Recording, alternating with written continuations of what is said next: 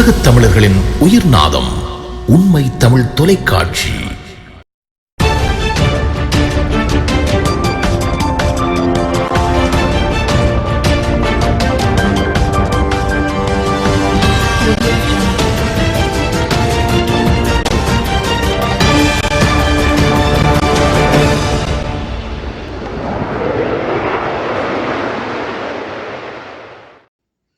பொருளாதார அபிவிருத்தி வேலை திட்டம் தொடர்பில் அறிந்திராத ஒருவர் இந்த நாட்டின் ஜனாதிபதியாக தெரிவு செய்யப்பட்டால் நாட்டின் நிலை கேள்விக்குறியாகும் என இராஜாங்க அமைச்சர் திலும் அமுனுகம தெரிவித்துள்ளார். இது குறித்து அவர் மேலும் தெரிவிக்கையில், ஸ்ரீலங்கா சுதந்திர கட்சிக்குள் இன்று பாரிய பிரச்சனை எழுந்துள்ளது. கட்சிக்குள் இருந்தும் அதனை செய்ய முடியாது என்பதனாலேயே நாம் முன்கூட்டியே கட்சியிலிருந்து வெளியேறினோம். பொதுஜன பெரமுனவின் ஜனாதிபதி வேட்பாளர் யார் என்பது தொடர்பில் தீர்மானம் மேற்கொள்ளப்பட்டு உத்தியோகபூர்வ அறிவிப்பை வெளியிடுவோம். இன்று ஜனாதிபதி தேர்தலில் பலர் போட்டியிட விரும்புகின்றனர். ஆனால் பொருளாதார வேலை திட்டம் தொடர்பில் அறிந்திராத ஒருவர் அந்நாட்டு ஜனாதிபதியாக தெரிவு செய்யப்பட்டால் நாட்டின் நிலை என்னவாகும் என்பதை அனைவரும் அறிவர். இவ்வாறு அமைச்சர் திலும் அமுனுகம தெரிவித்துள்ளார். மாத்தறை கனங்கே தேலேலியத்த பகுதியில் உத்தரவை மீறிச் சென்ற லொரி மீது போலீசார் துப்பாக்கிச்சூடு நடத்தியுள்ளனர். மாடுகளை ஏற்றிச் சென்ற லொரி மீதே துப்பாக்கிச்சூடு நடத்தப்பட்டதாக போலீசார் தெரிவித்தனர். இன்று அதிகாலை 4:30 மணியளவில் கனங்கே ராஜமகாவிகாரைக்கு அருகில் மாடுகளை லொரியில் ஏற்றிச் செல்வதை அவதானித்த இரவு நேர கண்காணிப்பு போலீஸ் குழு லொரியை தொலேலியத்த பிரதேசத்தில் நிறுத்துமாறு உத்தரவிட்டுள்ளது. இருப்பினும் லொரி அதனை மீறி தொடர்ந்து பயணித்ததால் போலீசார் வாகனத்தை நோக்கி துப்பாக்கி பிரயோகம் நடத்தியுள்ளனர். இதில் லொரியில் இருந்த ஒருவர் படுகாயமடைந்ததுடன் மேலும் 2 தப்பிச் சென்றுள்ளனர். கிங்தோட்டை மாபுகல பகுதியைச் சேர்ந்த ஒருவரே துப்பாக்கிச் சூட்டில் காயமடைந்துள்ளார். சந்தேக நபர் தற்போது சிகிச்சைக்காக காரப்பட்டிய வைத்தியசாலையில் அனுமதிக்கப்பட்டுள்ளார். சம்பவம் தொடர்பில் போலீசார் விசாரணைகளை மேற்கொண்டு வருகின்றனர். 13 மாவட்டங்களுக்கு அமுலுக்கு வரும் வகையில் வளிமண்டலவியல் திணைக்களத்தினால் புதிய எச்சரிக்கை அறிக்கை ஒன்று வெளியிடப்பட்டுள்ளது. இன்று பிற்பகல் அல்லது இரவு வேளையில் பலத்த மின்னல் ஏற்படுவதற்கான சாத்தியக்கூறுகள் காணப்படுவதாக அதில் தெரிவிக்கப்பட்டுள்ளது. இந்த எச்சரிக்கையானது மேல்மத்திய சப்ரகமுவா, ஊவா மற்றும் வடமேற்கு மாகாணங்களுக்கு, காலி மற்றும் மாத்தறை மாவட்டங்களுக்கும் அமுலாகுவதாக திணைக்களம் தெரிவித்துள்ளது. குறித்த பிரதேசங்களில் மாலை அல்லது இரவு வேளை இடியுடன் கூடிய மழையுடன் பலத்த மின்னலுக்கான அதிக சாத்தியம் காணப்படுவதால் மின்னினால் ஏற்படக்கூடிய விபத்துக்களை குறைப்பதற்கு தேவையான நடவடிக்கைகளை மேற்கொள்ளுமாறு வானிலை அதிகாரிகள் பொதுமக்களிடம் வேண்டுகோள் விடுத்துள்ளனர்.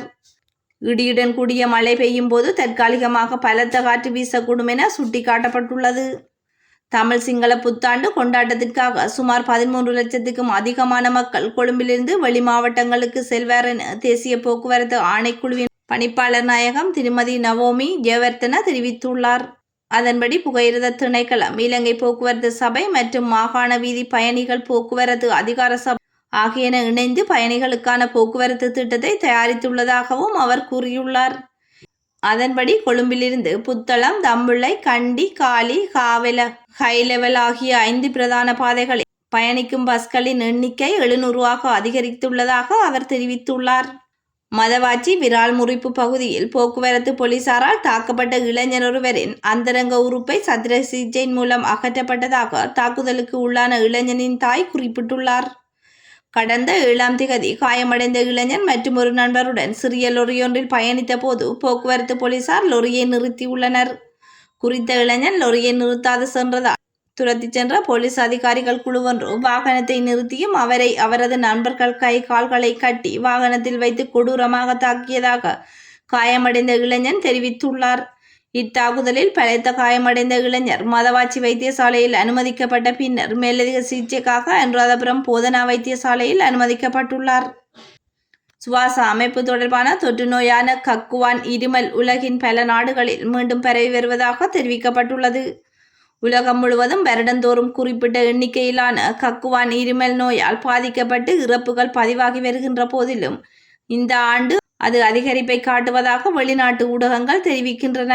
குறிப்பாக சீனா, பிலிப்பைன்ஸ், நெதர்லாந்து, அமெரிக்கா மற்றும் இங்கிலாந்து ஆகிய நாடுகளில் இந்த நோயின் தாக்கம் அதிகரித்து வருவது கூறப்படுகிறது.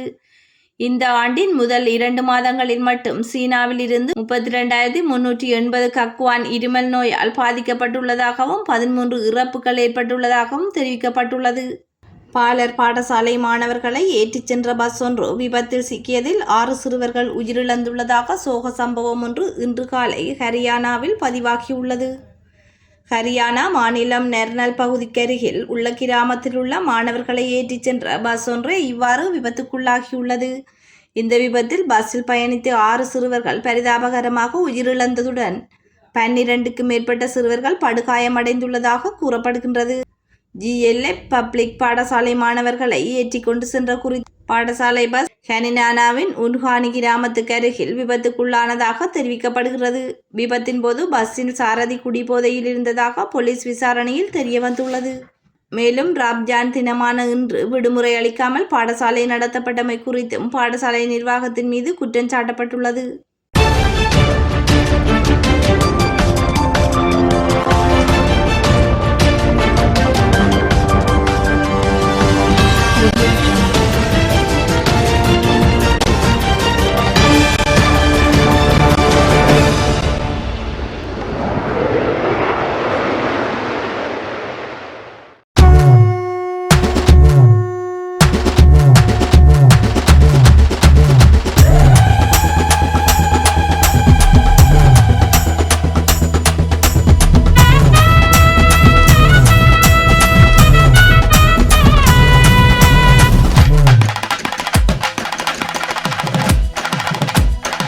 உலகத் தமிழர்களின் உயிர்நாதம் உண்மை தமிழ் தொலைக்காட்சி.